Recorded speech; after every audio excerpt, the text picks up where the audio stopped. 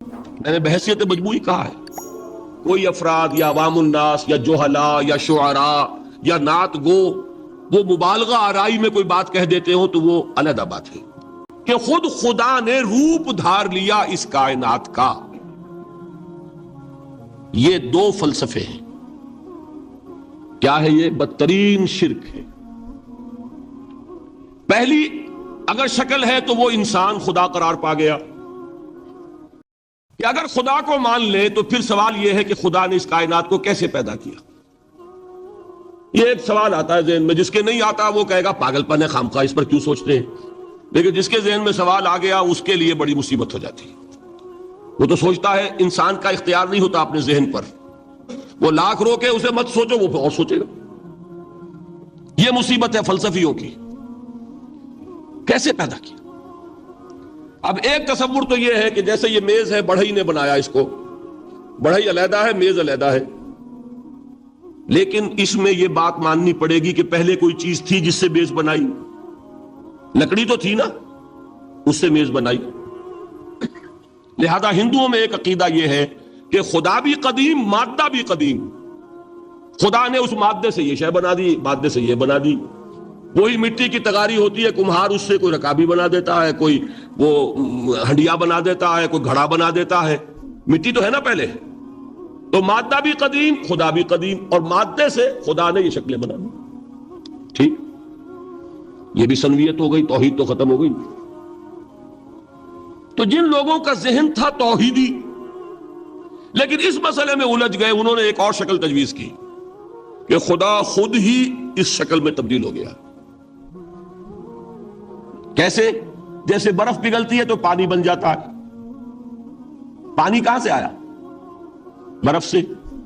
اب کوئی پوچھے برف کہاں ہے؟ بھائی یہی پانی ہے، یہی برف ہے یا نہیں؟ اسی پانی کو آگ کے اوپر آپ نے رکھ دیا، وہ بھاپ بن گئی. اب آپ کہیں برف کہاں ہے، پانی کہاں ہے؟ یہی بھاپ جو ہے یہی در حقیقت پانی ہے، یہی بھاپ جو ہے یہی برف ہے.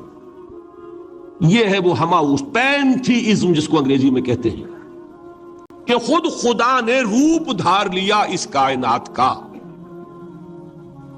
یہ دو فلسفے ہیں. کیا ہے یہ؟ بدترین شرک ہے. پہلی اگر شکل ہے تو وہ انسان خدا قرار پا گیا، جس کو اوتار مانا وہ خدا ہو گیا کہ نہیں. اور دوسری شکل میں تو ہر چیز ہی خدا ہے، یہ بھی خدا، یہ بھی خدا، پتھر بھی خدا، درخت بھی خدا، ہر چیز خدا. اس لیے کہ وہ برف پگھلی ہے تو پانی بنا ہے. وہ پانی چاہے زیر زمین آ رہا ہے، وہ پانی چاہے زمین کے اوپر دریا کی شکل میں آ رہا ہے یا زمین میں سوتے چل رہے، پانی تو وہی برف ہے جو پہاڑوں پر ہمالیہ پر پڑا ہوا ہے، وہی پگھل رہا ہے، یہ کچھ بن رہا ہے. یہ ہے شرک فی الذات کی دوسری قسم جو دنیا میں رہی، پینتھیزم اور انکارنیشن، یا حلول اور ہماؤست. سمجھ میں آگے؟ اب میں ایک بات آپ سے عرض کروں گا. اللہ کا اس امت پر بہت بڑا فضل ہے جس کا آپ کو شکر ادا کرنا چاہیے. اس نوع کے شرک سے یہ امت 15ویں صدی شروع ہو جانے کے باوجود تاحال بحیثیت مجموعی محفوظ ہے.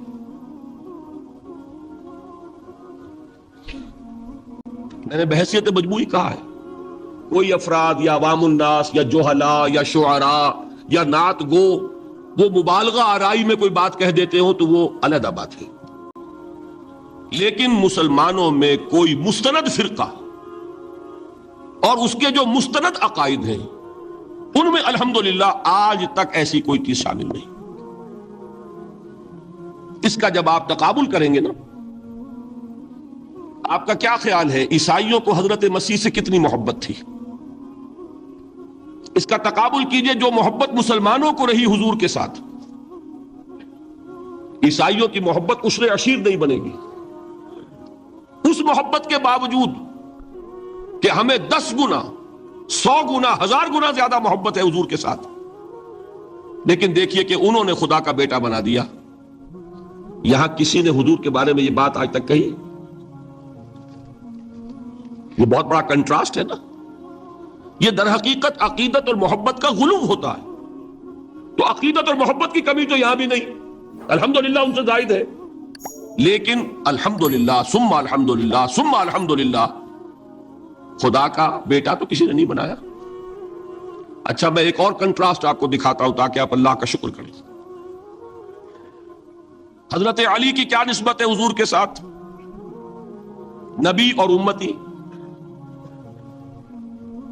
حضرت علی کو خدا کہنے والے پیدا ہوئے کہ نہیں؟ بتائیے نا، کیا وجہ ہے کہ علی کو خدا کہنے والے پیدا ہوئے لیکن محمد کو خدا کہنے والا پیدا نہیں ہوا صلی اللہ علیہ وسلم ورضی اللہ تعالی عنہ؟ بہت اہم بات ہے، غور کیجئے گا اس میں۔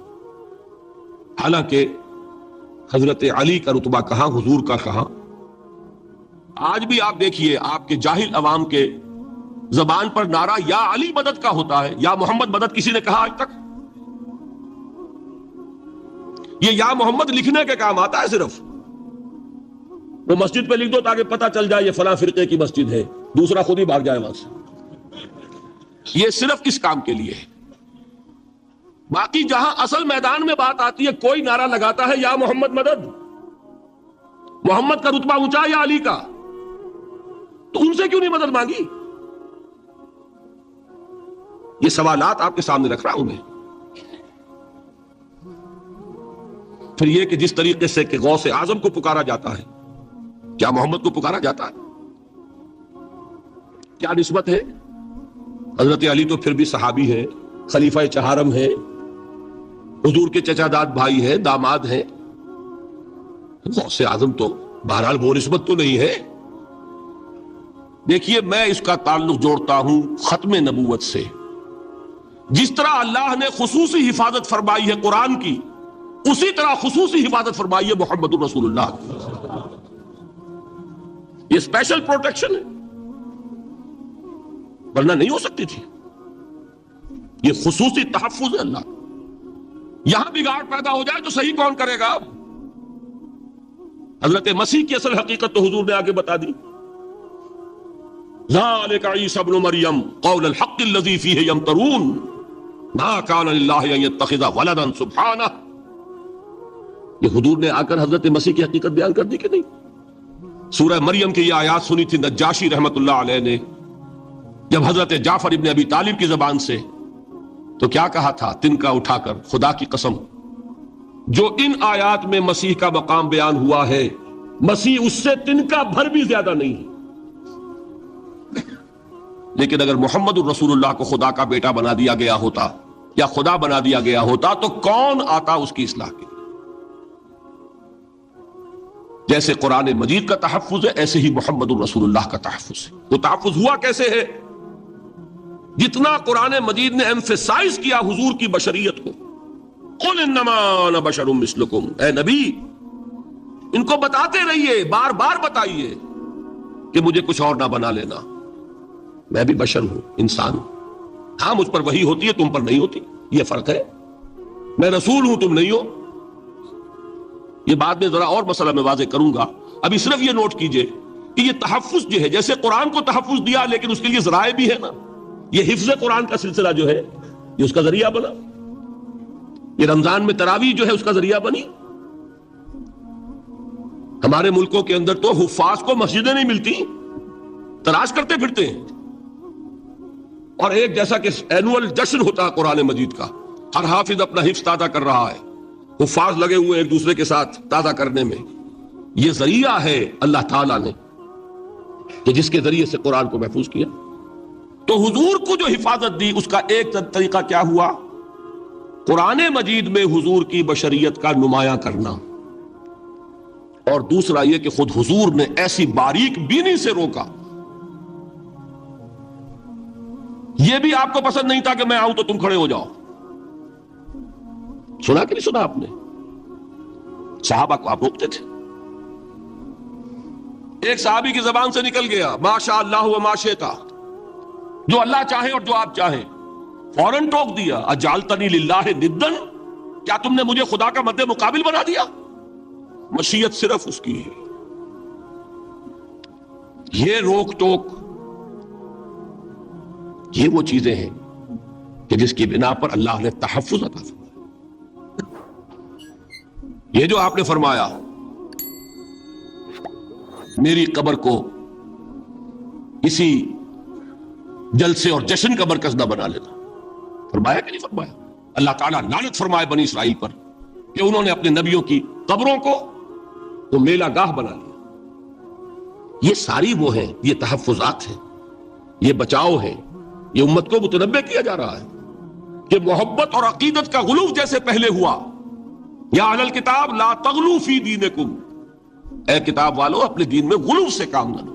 یہ غلو محبت، غلو عقیدت ہے جس کی بنا پر وہ خدا کے بیٹے بنا دیے گئے، اور اگر وہ ہوتا یہاں اللہ کا نہ معلوم اللہ کے برابر کس طریقے سے حضور کو بنا دیا جاتا، لیکن قرآن نے خود حضور نے اس کی پیش بندی کی، جس کا ظہور ہم دیکھ رہے ہیں کہ اللہ کے فضل و کرم سے یہ امت تا حال بحیثیت مجموعی محفوظ ہے۔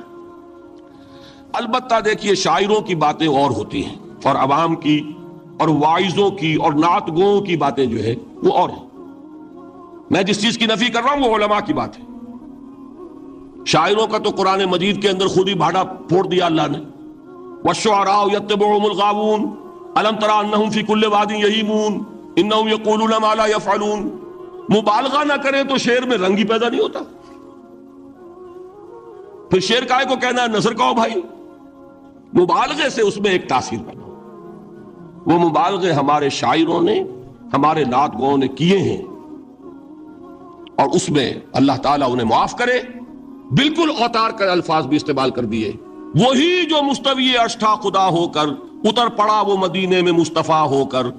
بتائیے رام چندر جی کے بارے میں جو عقیدہ ہے، اب کیا فرق رہ گیا؟ بال برابر فرق ہے یا کوئی؟ اور نقطے پیدا کرتے ہیں۔ مدینے کی مسجد میں ممبر کے اوپر بغیر عین کا ایک عرب ہم نے دیکھا، کیا سمجھ میں آیا؟ عرب میں سے عین نکالا کیا بنا؟ یہ نقطہ آفرینی ہے۔ اسی طریقے سے ہماری شاعری میں کچھ ہمہ کا رنگ بھی پیدا ہو گیا۔ خود کوزاؤ خود کوزا کرو خود گلے کوزا، خود رند صبو کش، خود برسر آکوزا خریدار بے آمد بشکست و رواں شد۔ وہ خود ہی کوزا ہے، خود ہی مٹی ہے جس سے کوزا بنا ہے، خود ہی کوزے کا بنانے والا ہے۔ سمجھ رہے؟ الفاظ تو بڑے پیارے ہیں، بڑے مزیدار ہیں، آدمی ایک دفعہ وجد میں آ جاتا ہے، لیکن ہے کیا؟ وہی ہے نا کہ وہی جو برف تھا پگھل کر پانی بن گیا۔ خود کوزاؤ خود کوزا کرو خود گلے کوزا خود رند صبو کش، خود ہی اس کوزے میں شراب ڈال کے پیتا بھی ہے، خود ہی مٹی ہے، خود ہی وہ بنانے والا ہے، خود ہی کوزا ہے، خود ہی اس میں شراب ڈال کے پیتا بھی، اور خود ہی اس کوزے کو توڑ کر اپنا راستہ بھی لیتا ہے۔ اب آپ اس پر سر دنیے اور جو چاہے کریں، لیکن یہ کہ اس کا ڈانڈے مل گئے کہ نہیں اسی ہمہ سے۔ لیکن یہ کسی مفتی کی بات ہے کیا؟ یا کسی ائمہ دین میں سے کسی کا قول ہے؟ بھائی شاعروں کی باتیں سن لیا کریں، اللہ اللہ خیر صلی اللہ۔ ان چیزوں کا بہت زیادہ سختی کے ساتھ نوٹس بھی لینے کا کوئی فائدہ نہیں ہوتا۔ بات وہ ہونی چاہیے کہ جو علماء کہہ رہے ہیں مستند عقائد ہو، جو ان کی کتابوں میں درج ہو، ان سے بات ہونی چاہیے۔ تو یہ چیزیں، یہ گمراہیاں آئی ہیں، لیکن الحمدللہ ثم الحمدللہ کہ یہ عوام میں ہے، جہلاء میں ہے، شعراء میں ہے، نعت گو میں ہے، یہ کسی بھی مستند دینی فرقے کے مستند علماء میں ہم کے ہاں موجود نہیں۔ البتہ ایک مسئلہ جو ہے نور اور بشر کا، وہ ذرا تھوڑا سا میں حل کر دوں آج۔ آپ سمجھتے ہوں گے لا ینحل ہے۔ میں نے جس طرح کہا تھا کہ امام بخاری کا قول بھی 100% درست اور امام ابو حنیفہ کا بھی 100% درست ثابت کیا کہ نہیں، اسی طرح میں کہتا ہوں جو حضور کو بشر کہتے ہیں وہ بھی 100% درست، جو حضور کو نور کہتے ہیں وہ بھی 100% درست۔ مطلب کیا ہے؟ دیکھیے ہر انسان کے وجود کے دو حصے ہیں، میں نے پہلے دن شاید کچھ بیان کیا تھا۔ ایک خاکی وجود، اور اینیمل بینگ جو حیوان ہے ہمارا، ایک وہ روح ربانی جو اس میں پھونکی گئی۔ آدم میں جب وہ روح پھونکی گئی تب وہ مسجود ملائک بنے۔ فَإِذَا سَوَّيْتُهُ وَنَفَخْتُ فِيهِ مِن رُوحِي فَقَعُوا لَهُ سَاجِدِينَ۔ دو جگہ آئے تھے قرآن مجید میں ایک شوشے کے فرق کے بغیر، سورہ حجر اور سورہ صاد۔ جب میں اس کو پوری طرح تیار کر لوں اور اس میں اپنی روح میں سے پھونک دوں تو گر پڑنا اس کے سامنے سجدے میں۔ ہمارا جو خاکی وجود ہے وہ ظلمانی ہے، اور جو ہمارا روحانی وجود ہے وہ نورانی ہے۔ اس کی نسبت کس سے ہے؟ اللہ سے۔ بات سمجھ میں آئی؟ لیکن ہم نے اپنے اس نورانی وجود کو اپنے خاکی ظلمانی وجود میں دفن کیا ہوا ہے، اور محمد الرسول اللہ صلی اللہ علیہ وسلم کا وہ نورانی وجود آپ کے اس خاکی وجود پر اس درجے غالب تھا کہ وہ خاکی وجود معدوم کے درجے میں ہے، لیکن وہ حضور صلی اللہ علیہ وسلم پر اثر انداز نہیں ہو سکتا۔ وہی خاکی وجود ہے جسے ہم نفس کہتے ہیں، نفس غلبہ کر سکتا ہے محمد پر صلی اللہ علیہ وسلم۔ حضور کی شخصیت کی نورانیت نے آپ کی شخصیت کے خاکی وجود کا احاطہ کیا ہوا، ہماری شخصیت کی ظلمانیت نے ہماری اس نورانیت کو گل کیا ہوا، دفن کیا ہوا، چھپایا ہوا ہے۔ بس یہ فرق ہے۔ انہیں آپ کہہ لیں نور، صحیح ہے، ان کی نورانیت غالب ہے۔ یہی بات ہے جو حضور نے اس طرح سمجھائی۔ دیکھو ہر انسان کے ساتھ ایک شیطان ہوتا ہے۔ اب کسی صحابی نے بڑی جرت سے کام لیا، پوچھ لیا حضور کہ آپ کے ساتھ بھی ہے؟ ہر انسان کے ساتھ جو کہا نا، تو انسان تو ہے آپ بھی، کیونکہ آپ کے ساتھ بھی ہے۔ آپ نے فرمایا ہے، لیکن میں نے اسے مسلمان کر رکھا۔ بات ختم ہو گئی۔ نفی نہیں ہے، وہ میرے تابع ہے، میرا مطیع ہے، مجھے گدن نہیں پہنچا سکتا۔ ہے تو صحیح، لیکن نہ ہونے کے درجے میں آ گیا کہ نہیں؟ یہ ہے فرق سارا۔ اور میں یہاں پہ کوٹ کرنا چاہتا ہوں ایک بہت بڑے بریلوی مکتب فکر کے عالم دین، صاحب زادہ، نام میرے ذہن سے ایک دم اتر گیا، فیض الحسن، اللہ تعالیٰ ان کی خطاؤں سے درگزر فرمائے، ان کی مغفرت فرمائے۔ آپ نے سنا ہوگا نا نام۔ انہوں نے ایک روز تقریر کی جو میں نے سنی، اور تقریر کہاں کی؟ ساہیوال میں۔ وہاں کا ایک بہت مشہور چوک ہے، مہاجرین، مسجد مہاجرین کہلاتی ہے، وہاں تقریر تھی ان کی، میں نے سنی۔ ان کے الفاظ یہ تھے کہ کیا آپ لوگ ہمیں جاہل سمجھتے ہیں؟ کیا ہمیں عربی نہیں آتی؟ کیا ہم نے قرآن نہیں پڑھا جس میں بار بار یہ لکھا ہوا ہے کہ حضور بشر ہیں؟ حضور بشر ہیں، لیکن اصل میں ہم حضور کی بشریت کو نمایاں کرنے کو سوء ادب سمجھتے ہیں۔ بات سمجھیے آپ نے، اس قدر پیاری بات ہے۔ انہوں نے کہا کہ آپ کے باپ کا نام کیا ہے؟ عبد الرحمان۔ آپ عبد الرحمان کہہ کے پکارتے ہیں انہیں؟ ابا جان۔ ابھی آپ نے وہ آیات سنی، حضرت ابراہیم نے اپنے مشرک باپ کو یا ابت ہے، یا ابت ہے، بڑا پیارا ترجمہ کیا، ابا جان، ابا جان۔ کیا نام لیں گے؟ آپ کے باپ کا نام ہے، نام نہیں لیتے آپ، کیوں؟ ادب کی وجہ سے۔ اسی وجہ سے ہم در حقیقت حضور کی بشریت کو نمایاں کرنے کو سوء ادب سمجھتے ہیں، ورنہ کوئی ہم جاہل ہیں، ہمیں عربی نہیں آتی، ہم نے قرآن نہیں پڑھا، ہم جانتے ہیں کہ وہ بشر۔ بات سمجھ میں آئی؟ کتنی آسانی سے مسئلہ حل ہوتا، بشرطے کہ نیت حل کرنے کی ہو۔ آخر آمنہ کے بیٹے ہیں، عبداللہ کے بیٹے ہیں، عبد المطلب کے پوتے ہیں، بچپن آپ پر گزرا ہے، لڑکپن آپ پر گزرا ہے، نوجوانی آپ پر آئی ہے، جوانی آپ پر آئی ہے، شادی آپ نے کی ہے، اولاد آپ کی ہے۔ کون بے وقوف احمق ہوگا کہ جو آپ کی بشریت کا انکار کرے گا؟ لیکن یہ کہ جس طریقے سے اس کو بیان کیا جاتا ہے وہ ایک مسئلہ بن گیا اختلافی، وہ رد و قضا اور کھینچ تان۔ اور اس میں بھی سمجھ لیجئے مثلوکم پر جو ایمفیسس بعض حضرات دے دیتے ہیں اپنے توحیدی، جو ان کے اندر ایک مزاج ہے، اللہ تعالیٰ ان کے مزاج کو اور پختہ کرے، لیکن اس میں بھی مبالغہ کیا جاتا ہے۔ ایک حدیث مجھ سے سنیے جس میں حضور نے مثل کا انکار کیا۔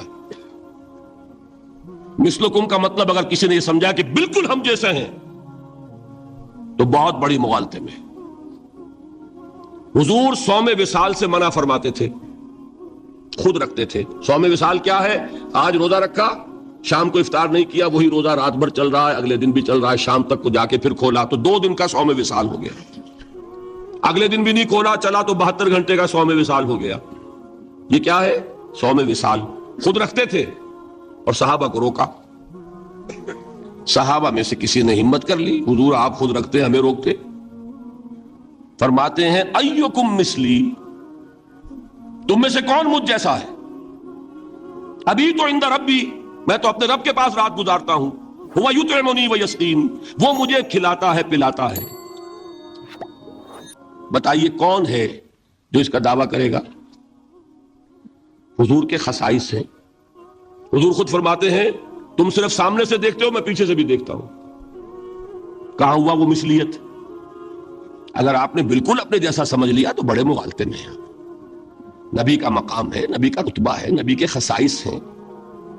आप सो गए तो आपकी नींद, आपकी वजू टूट गई और नबी सो गया तो कहां गई मिसलियत। फिर मिसल इस मानी में कि बशर हैं, नस्ल आदम से हैं, इसमें कोई शक नहीं। इस मानी में मिसल ठीक है, कुल इन्नमा अना बशरुम मिसलुकुम। लेकिन हर एतबार से तो नहीं, सबसे बड़ा फर्क यही है कि वही आ रही है। मेराज पे तशरीफ ले गए हैं, इस दुनिया में बैठे हुए भी जन्नत का मुशाहदा फरमा लेते हैं, करा दिया जाता है। दोज़ख का मुशाहदा कराया जाता है, फरिश्ते को देख रहे हैं। ये चीजें हैं। और फिर खसाइस, जैसा कि मैंने अर्ज किया कि आप पीछे से भी देखते हैं। आपका मामला यह है कि आप अगर सो जाएं तो आपका वुजू नहीं खत्म होगा। ये सारी चीजें जो है, इन सब को बैलेंस कीजिए तो मालूम होगा कि आप बशर भी हैं, 100% दुरुस्त। लेकिन आपकी वो नूरानियत, आप सिराज मुनीर, हिदायत का रोशन चिराग, आपकी जो रूह है अनवर है, वो आपके इस जसदी वजूद पर इस तरीके से हावी है कि गोया कि उसने उसकी जुल्मानियत को खत्म करके रख दिया। इस मानी में कोई कहे नूरे मुजस्सम तो मुझे कोई एतराज नहीं। यह है इन चीजों को जमा करने की शक्ल, खामखा की खींचतान के सिवा कुछ नहीं। बहरहाल ये पहला हिस्सा खत्म हुआ, शिर्क फिज ज़ात। अब आइए शिर्क फिज सिफात। मैंने अर्ज किया था कि यह एक बड़ा इल्मी मसला है और इसमें ठोकर लग जाती है। वजह क्या है उसको समझ ले। बुनियादी बात, हमारी जबान जो है वो बहुत महदूद है। हमारी ही जबान है जिसे अल्लाह ने जरिया बनाया अपनी हिदायत का, वरना हमारे पल्ले ना पड़ती बात, जाहिर है ना। लेकिन हमारी जबान की महदूदियत है। उस महदूदियत का एक मजहर यह है कि हम जो अल्फाज अल्लाह के लिए बतौर सिफत इस्तेमाल करते हैं, वही अल्फाज मखलूकात के लिए भी कर लेते हैं। अल्लाह मौजूद, हम भी मौजूद। अल्लाह जिंदा, हम भी जिंदा। अल्लाह अलीम, तो इंसान अलीम ही अलीम नहीं, अल्लामा भी है कि नहीं। ये तो बड़ा मुबालगे का लफ्ज है। इंसान अल्लामा है कि नहीं। अल्लाह देखता है, बसीर है, हम भी बसीर हैं। अल्लाह सुनता है, समी है, हम भी सुनते हैं। अल्लाह को कुदरत हासिल है, कुछ हमें भी हासिल है। एक मुक्का मारा था हजरत मूसा ने, जान निकाल दी थी कि नहीं, है ना कुछ ना कुछ। अल्लाह चाहता है, हम भी चाहते हैं। इसे देखिए, चाहत में वो हो गया था जिस पर रोक दिया हुजूर ने। माशा अल्लाह व माशेता अजालतनी लिल्लाहि निद्दन, क्या तुमने मुझे अल्लाह का मद्दे मुकाबिल बना दिया। धोखा इन अल्फाज के इश्तिराक की वजह से लग जाता है। बात समझ में आई। अब इसमें फार्मूला मैंने अर्ज किया था कि एक नोट कर लें तो मसले सारे हल हो जाएंगे। जब हम कोई लफ्ज बतौर सिफत अल्लाह के लिए बोलते हैं और उसी लफ्ज को मखलूक में से किसी के लिए बोलते हैं, मखलूक में सब आ गए, जमादात, हैवानात, इंसान, औलिया अल्लाह, फरिश्ते, अंबिया, रसूल, सब मखलूक तो है ना।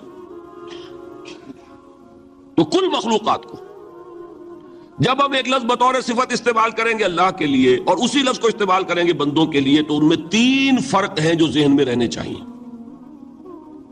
गिनकर याद कीजिए। अल्लाह की जात कदीम है, हमेशा से है। इसी तरह उसकी सिफत भी कदीम है, हमेशा से है। मखलूकात हादिस है, उनकी सिफात भी हादिस है। हादिस कदीम के मुकाबले में कि पहले नहीं थी फिर हो गई, एक फर्क। اللہ کی ذات از خود ہے، کسی اور نے تو اس کو وجود نہیں بخشا نا، اللہ کا وجود از خود ہے، ذاتی ہے۔ اسی طرح اس کی صفات ذاتی ہیں، کسی اور کی عطا کردہ نہیں ہے۔ مخلوق کوئی ہو کسے باشد، ان کا وجود ذاتی نہیں عطائی ہے، اللہ نے دیا تو وجود ملا۔ اسی طرح ان کی صفات عطائی ہیں، ذاتی نہیں۔ دو فرق ہو گئے۔ اللہ کی ذات مطلق ہے، لا محدود، اسی طرح اس کی صفات مطلق ہیں، لا محدود۔ مخلوق کی ذات محدود کسے باشد، صفت بھی محدود۔ تین فرق ہے، ذاتی عطائی، قدیم حادث، لا محدود محدود۔ تین فرق ذہن میں رہیں تو جو صفت بھی آپ اب بولیں گے اس میں یہ تینوں باتیں ذہن میں رہیں۔ سمجھ میں آ گئی بات؟ اب اس کا اطلاق کیجئے تو یہ علم غیب کا مسئلہ حل ہو جائے گا۔ یہ بھی لا ینحل سمجھا جاتا ہے نا۔ علم کسی کا بھی ہو، انسان، فرشتہ، اولیاء، انبیاء، رسول، حضور صلی اللہ علیہ وسلم، کسی کا بھی حادث ہے، قدیم نہیں ہے، عطائی ہے، ذاتی نہیں ہے، محدود ہے، لا محدود نہیں ہے۔ تین باتیں مان لیں، شرک نہیں ہوگا۔ ان میں سے ایک کو ساقط کر دیں، شرک ہو جائے۔ آئی بات سمجھ؟ اللہ کی قدرت ذاتی ہے، عطا کردہ نہیں۔ مخلوق میں جس کو قدرت حاصل ہے وہ عطائی ہے، ذاتی نہیں۔ اللہ کی قدرت لا محدود، یفعل ما یشاء فعال لما یرید علی کل شیء قدیر۔ مخلوق کوئی بھی ہو، اس کی قدرت محدود۔ اللہ کی قدرت جب سے وہ ہے ہمیشہ سے ہے، ہمیشہ سے قدرت بھی ہے، اور مخلوق میں سے قدرت یہ حادث ہے۔ تینوں چیزیں سامنے رہیں، شرک نہیں ہوگا۔ ایک چیز کی بھی کمی ہو گئی، شرک ہو جائے گا۔ یہ ساری صفات پر لے آئیے۔ اللہ کی حیات ذاتی، ہماری عطائی، لائی حیات آئے، قضا لے چلی چلے، اپنے بس میں نہ آنا تھا نہ جانا ہے، زندگی اس کی عطا کردہ ہے، جب چاہے لے لے۔ اللہ کی حیات بھی ایسی ہے کیا؟ ذاتی، الحی۔ ہماری حیات محدود، ویسے بھی محدود، موت آئے گی شاید ختم ہو جائے، چلیے موت ختم نہیں کرتی، ہم سمجھتے ہیں کہ وہ ہماری ابدی ہے۔ محدود اس معنی میں تو ہے، کھانے کو نہ ملے تو کمزوری، ذرا کام کیا تو تکان، نیند بھی آ رہی ہے، اونگ بھی آ رہی ہے۔ اور اس کی حیات الحی القیوم، لا تاخذہ سنۃ ولا نوم۔ حیات ذاتی ہے، لا محدود ہے، اور قدیم ہے۔ یہاں حیات عطائی ہے اور حادث ہے اور محدود ہے، ساری صفات۔ اس کو ذہن میں رکھ لیجئے تو اب دو مسئلے میں یہاں حل کر دوں۔ جو لوگ کہتے ہیں حضور کو علم غیب نہیں تھا، اور جو کہتے ہیں تھا، بدقسمتی سے دونوں نے ڈیفینیشن علیحدہ کر لی۔ جو ڈیفینیشن نفی کرنے والوں نے کی ہے اس کی وجہ سے، اس کے اعتبار سے واقعتاً نہیں تھا۔ انہوں نے ڈیفینیشن یہ کی ہے، تعریف یہ کی ہے، وہ علم جو خود حاصل ہو جائے، اللہ کا عطا کردہ علم جو ہے وہ کہتے ہیں وہ غیب نہیں ہے۔ تو وہ بھی مانتے ہیں کہ ہر علم جو حضور کو حاصل ہے وہ اللہ کا عطا کردہ۔ میں سائی والی میں یہ سارے مرحلے میں نے طے کیے نا اپنے زمانہ طالب علمی میں۔ مولانا منظور احمد شاہ صاحب ہیں سائی وال میں ایک، میں ان کے پاس حاضر ہوا، میں نے کہا جی یہ مسئلہ کیا ہے علم غیب کا، مجھے ذرا سمجھائیں۔ انہوں نے ایک کتاب اپنی نکالی کہ دیکھیے صاحب، ہم حضور کے علم کے بارے میں یہ باتیں مانتے ہیں، حضور کا علم حادث ہے، قدیم نہیں ہے، حضور کا علم محدود ہے، لا محدود نہیں ہے، حضور کا علم عطا کردہ ہے، ذاتی نہیں۔ میں نے کہا یہ تین باتیں اگر آپ مان لیں تو میرا تو جھگڑا کوئی نہیں آپ سے۔ ہوتا کیا ہے جب آئیں گے وعظ میں، خطابت میں، تو عالم ما کان وما یکون، اب الفاظ وہ استعمال کر جائیں گے۔ ایک واعظ ہے، عام مقرر ہے، واہ واہ ہوتی ہی نہیں، نعرے لگتے ہی نہیں، محفل میں گرمی آتی نہیں جب تک کہ ایسے مبالغے نہ کریں. لیکن وہ چیز لکھی ہوئی ان کے ہاں ہے کہ حضور کا علم حادث ہے، قدیم نہیں ہے. حضور کا علم محدود ہے، لا محدود نہیں ہے. حضور کا علم عطائی ہے، ذاتی نہیں ہے. ان تینوں چیزوں کے بعد کوئی بڑے سے بڑا وہابی اور بڑے سے بڑا اہل حدیث بھی انکار نہیں کرتا. باقی یہ بات جان لیجئے کہ غیب اور حضور یا شہادہ یہ در حقیقت عام انسانوں کے اعتبار سے الفاظ استعمال ہوئے. جب قرآن میں کہا جاتا عالم الغیب والشہادہ، اللہ غیب اور جو ظاہر ہے یا موجود ہے سب کا جاننے والا ہے، تو مجھے بتائیے اللہ کے لیے کوئی غیب ہے؟ اللہ کے لیے کوئی شے غیب ہے؟ تو کیوں کہا جا رہا ہے عالم الغیب والشہادہ؟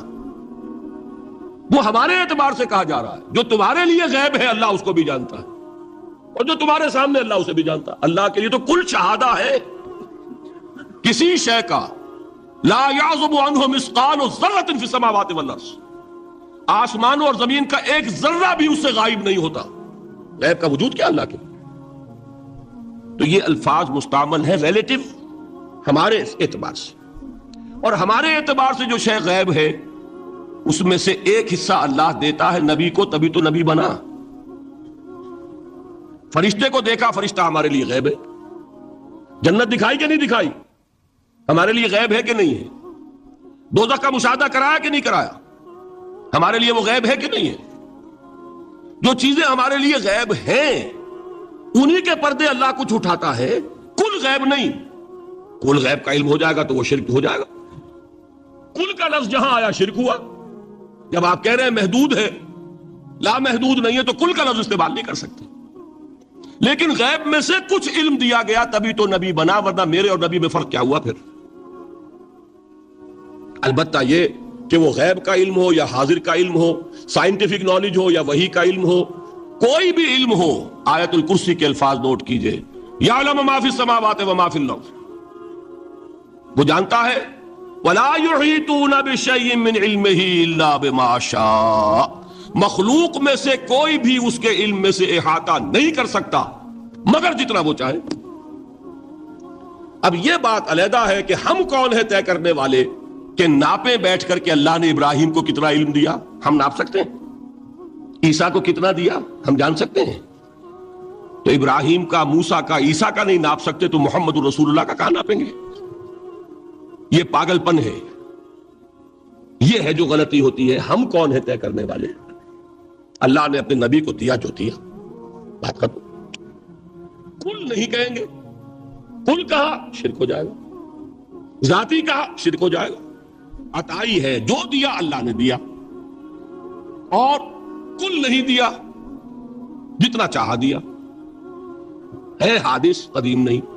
تینوں چیزوں مان لیجئے تو شرک کا کوئی شائبہ نہیں. باقی جہاں ایک طرف قرآن میں وہ آیات ہیں کہ اللہ کے غیب کو کوئی نہیں جانتا، ٹھیک، وہاں یہ بھی ہے کہ لا یظہر غیبہ، لا یظہر علی غیبہ الا من ارتضی بالرسول. وہ اپنے غیب پر قابو نہیں دیتا مگر اپنے رسول میں سے جس کو چاہے. یہ دونوں آیتیں قرآن کی ہے کہ نہیں؟ اسی لیے در حقیقت جو غیب کی نفی کرتے ہیں حضور سے، وہ کہتے ہیں کہ از خود معلوم ہونے والی شے غیب ہے. ہم کہتے ہیں از خود تو کوئی بھی شے کسی کو معلوم نہیں. ہمیں حاضر کا علم بھی اللہ ہی دیتا ہے تو ہوتا ہے، غیب کا تو بہت دور کی بات ہے. یہ مسئلے بڑے سیدھے ہیں، خام خواہ ہم نے پیچیدہ بنایا ہوا ہے. خدا کے لیے ان مسئلوں کو سلجھائیے اور جوڑیے، کاٹنے کی بجائے جوڑنے کی فکر کیجیے کہ بھائی یہ اپنی اپنی جگہ پر علیحدہ علیحدہ تم نے تعریفیں کر رکھی ہیں اس لیے جھگڑ رہے ہو، ورنہ دونوں باتیں صحیح ہیں. ایک مسئلہ ذرا اور زیادہ علمی ہے، میں ذرا پریشان ہو رہا ہوں کہ وقت زیادہ ہو رہا ہے.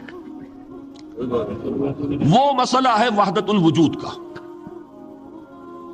ہمارے بہت سے صوفیہ وحدت الوجود کے قائل ہیں، اور ہمارے کچھ لوگ جو معترض ہیں وہ وحدت الوجود اور ہمہ اوست کو کنفیوز کر دیتے ہیں، ایک سمجھ لیتے ہیں. ہمہ اوست میں بیان کر چکا ہوں کہ بدترین شرک ہے. وحدت الوجود اور شے ہے، باریک بات ہے، سمجھ میں نہیں آتی عام لوگوں کے. سادہ ترین الفاظ میں آپ کو سمجھاتا ہوں.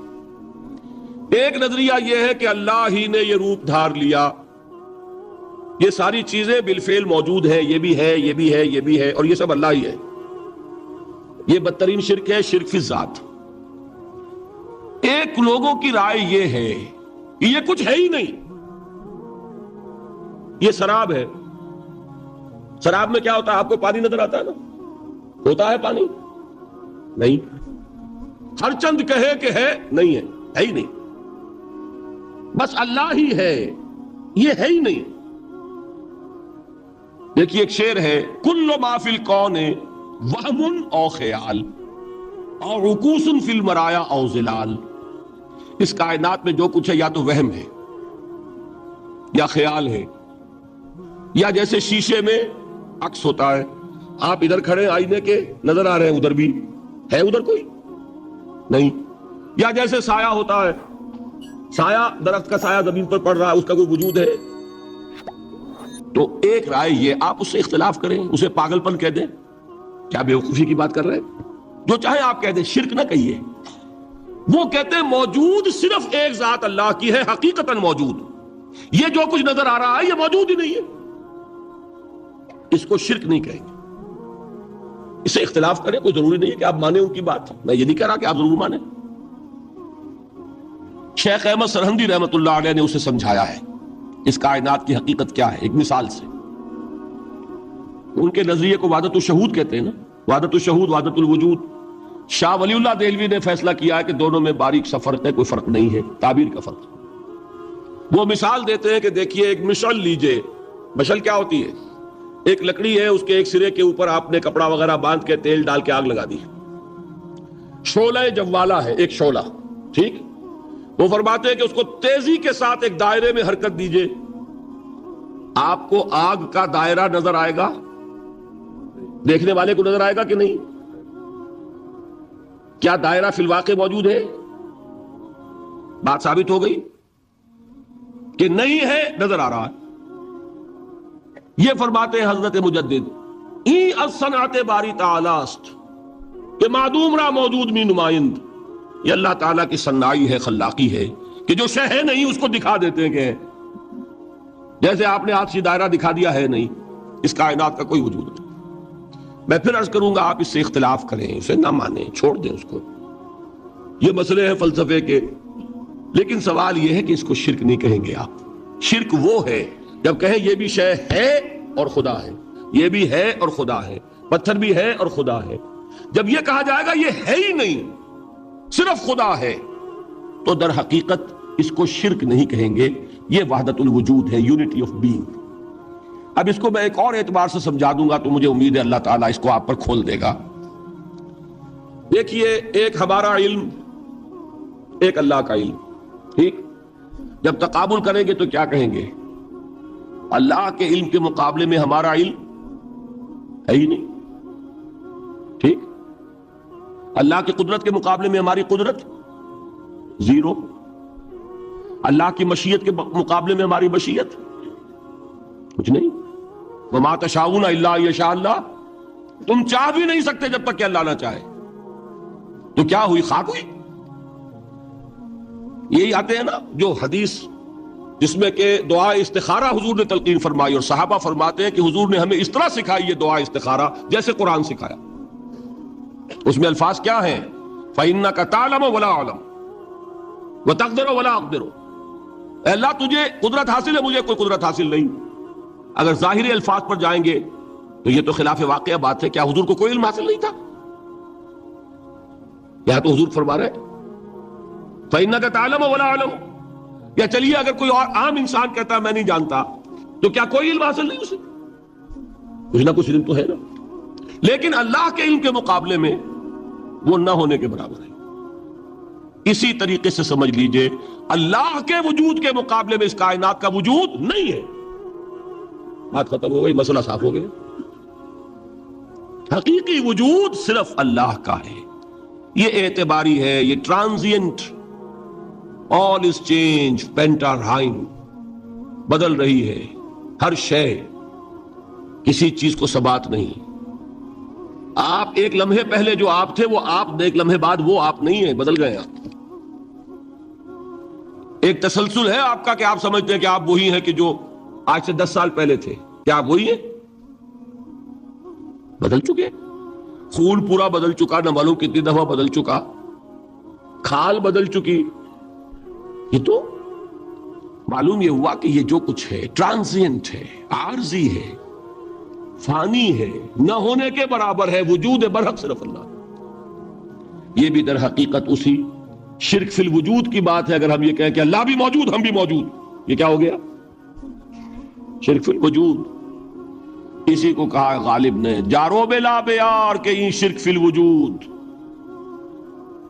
با گرد فرش و سینہ با ایوان برابر است. اگر آپ کے گدے کے اوپر گردہ پڑ گیا ہو تو جھاڑتے ہیں نا، فرش کے اوپر گردہ ہے تو جھاڑو سے صاف کرتے ہیں. غالب کہتا ہے کہ اگر تمہارے دل میں یہ گردہ آ گیا ہے کہ تم بھی موجود ہو، اللہ بھی موجود ہے، تو لا کی جھاڑو سے صاف کر دو اس گردے کو، کہ یہ شرک فی الوجود ہو جائے گا. ہم نہیں ہیں بھائی، ہمارا کیا وجود، ہماری کوئی کیا حقیقت ہے، اللہ ہی ہے. بس یہ ہے اصل میں. پھر میں عرض کروں گا کوئی قبول کرے نہ کرے، اسے گمراہی کہے، اس کو جھوٹ کہے، اسے پاگل پن کہے، میں نہیں جھگڑوں گا، لیکن شرک نہیں کہہ سکتے آپ اس کو. شرک وہ ہماوست ہے، اس میں اور اس میں زمین و آسمان کا فرق. اب آئیے آخری شرک، شرک فی العبادت یا شرک فی الحقوق. اللہ کے حقوق کے لیے ایک لفظ استعمال کریں گے تو وہ کیا ہے؟ عبادت. وما خلقت الجن والانس الا لیعبدون، میں نے جنوں اور انسانوں کو پیدا ہی اس لیے کیا کہ میری عبادت کریں. اب عبادت میں شرک اگر ہوگا تو یہ شرک کی تیسری قسم ہو جائے گی. عبادت میں شرک سے مراد کیا ہے اس کو سمجھیے. یہ میں پہلے بیان کر چکا ہوں عبادت کسے کہتے ہیں. عبادت کے 2 جز سمجھ لیجئے. جیسے ایک میرا یہ جسم ہے، ایک اس میں روح ہے. روح نظر نہیں آتی، نظر جسم آتا ہے، لیکن اس جسم کا سارا وجود اس روح سے ہے. چلیے روح کو چھوڑیں، جان کیا کس بلا کا نام ہے، کسی کو نظر آئی آج تک؟ لیکن یہ جان ہی ہے جو اس جسم کو قائم رکھے ہوئے. اسی طرح عبادت کا ایک جسم ہے، ایک جان ہے. جسم کیا ہے؟ اطاعت، اللہ کی بندگی، ہما تن بندگی، ہما وجوہ بندگی، ہما وقت بندگی، یہ تو بیان کر چکا نا. اور روح کیا ہے؟ محبت، اللہ کی محبت. اطاعت جبر سے کی جاتی ہے تو وہ عبادت نہیں کہلاتی. انگریز کی اطاعت ہم کرتے تھے نا، لیکن کیا عبادت کرتے تھے؟ بات سمجھ میں آئی؟ اطاعت تو کر رہے تھے، عبادت نہیں. عبادت اس اطاعت کو کہتے ہیں جو کسی ہستی کی محبت سے سرشار ہو کر ہما وقت، ہما تن، ہما وجوہ کی جائے. تو جسد ظاہری کیا ہے عبادت کا؟ اطاعت. اور روح کیا ہے؟ محبت. اب ان دونوں کے اعتبار سے شرک کیا ہے، توحید کیا ہے، اس کو سمجھ لیجئے. اور یہ ہیں وہ چیزیں جو میں نے عرض کیا تھا کہ بالکل الجبرا کے فارمولوں کی طرح کی بات ہے.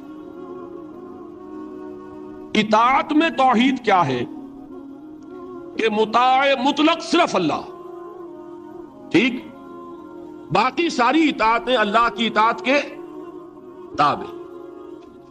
نفی نہیں ہے، والدین کی اطاعت کرو، لیکن جہاں والدین حکم دیں اللہ کے حکم کے خلاف، بات ختم، اطاعت نہیں ہوگی. بیوی شوہر کی اطاعت کرے، آپ اولو الامر کی اطاعت کریں، شاگرد استاد کی اطاعت کرے، مرید پیر کی اطاعت کرے، لیکن کیا پیر کو یہ بھی حق ہے کہ اللہ کے کسی حکم کو منسوخ کر دے، رسول کے کسی حکم پر اپنے حکم کو ور کرے، بالا تر رکھے؟ سمجھ میں آ گیا؟ اصول کیا ہے کہ اطاعت مطلق، unconditional, unlimited obedience is due only to Allah. All the other obediences are limited by his injunctions. اس کو حضور نے کیسے بیان کیا؟ لا طاعت لمخلوق فی معصیت الخالق. مخلوق میں سے کسی کی اطاعت نہیں ہوگی جس میں خالق کی معصیت لازم آ رہی ہے. جہاں اللہ کا کوئی حکم نہیں ہے آپ میرا حکم مان لیجئے، یہ شرک نہیں ہوگا. جہاں اللہ کا حکم ہے اس کے خلاف میں حکم دوں اور آپ مان لیں تو یہ شرک ہو جائے. بات سمجھ میں آ گئی کہ نہیں؟ اب اس کو اپلائی کیجئے. एप्लीकेशन बिल्कुल इंडिविजुअल लेवल पर कीजिए। पहले अल्लाह का हुक्म क्या है? फजर का वक्त हो गया, नमाज पढ़ो। नफ्स का हुक्म क्या है? सो। आपने इताअत की नफ्स की, आपका मुता कौन हुआ? नफ्स। और अल्लाह की मासियत में हुआ कि उसके हुक्म के ताबे हुआ, तो आपका नफ्स क्या बन गया? आपका खुदा, माबूद। या गलती है इसमें कोई? इस शिर्क को पहचानिए जरा। कौन बचेगा अब? बात समझ रहे? अगर तो वो फार्मूला सही है तो फिर ये अप्लाई हो गया। अब आपके अंदर इतनी हिम्मत होनी चाहिए, या ये सोचिए कि फार्मूले में गलती है। यू कैन रेफर बैक, आइए दोबारा देखिए, फार्मूला सही है। ला ताअत ले मखलूकिन, मेरा नफ्स मखलूक है कि खालिक है? मखलूक। मैंने अपने नफ्स की इताअत की अपने खालिक की मासियत में, तो मेरा मुता कौन हुआ? नफ्स। जो मुता है वही माबूद है। मेरा माबूद कौन हुआ? नफ्स। इसको कहते हैं मौलाना रूम, नफ्स मा हम कम तरस फिरौन नीस्त, लेकिन ईरा ऑन नीस्त। मेरा नफ्स भी फिरौन से कम नहीं है। फिरौन ने क्या कहा था कि यह ममलकत मेरी है, मिस्र की, यहां मेरा कानून चलेगा। अलैसा ली मुल्को मिस्र, क्या मिस्र की हुकूमत मेरी नहीं है? मैं नहीं जानता कौन अल्लाह कौन रसूल, क्या हुक्म सही क्या गलत, मेरा हुक्म चलेगा। तो मेरा नफ्स भी तो यही कहता, मैं नहीं जानता क्या अल्लाह का हुक्म क्या रसूल का हुक्म, मेरी मर्जी पूरी करनी पड़ेगी, मेरी ख्वाहिश, मेरी चाहत, मेरी तमन्ना वो पूरी करनी पड़ेगी। और हम हाथ जोड़कर उसके आगे खड़े हो जाएं कि भाई ठीक है, जो तेरी मर्जी। अल्लाह की मर्जी पीछे, तेरी मर्जी पहले। तो माबूद कौन हुआ? नफ्स मा हम कम तरस फिरौन नीस्त, लेकिन ईराओन नीस्त। ठीक, कुरान से सनद चाहिए। कुरान ने फरमाया अरायता मन इत्तखज़ा इलाहहु हवाहु, क्या तुमने देखा उस शख्स को जिसने अपनी ख्वाहिश नफ्स को अपना इलाह बना रखा है? इलाह का लफ्ज वो है जो आपके कलमा तैयबा में है। कह रहा है ला इलाहा इल्लल्लाह, और तस्बीह पढ़ रहा है ला इलाहा इल्लल्लाह, और जब फारिग होता है तो नफ्स को फौरन माबूद बना लेता है। अस्सलामु अलैकुम सामीन, डॉक्टर इसरार अहमद साहब के मज़ीद बयानात सुनने के लिए हमारे चैनल सदाए ईमान को सब्सक्राइब कीजिए।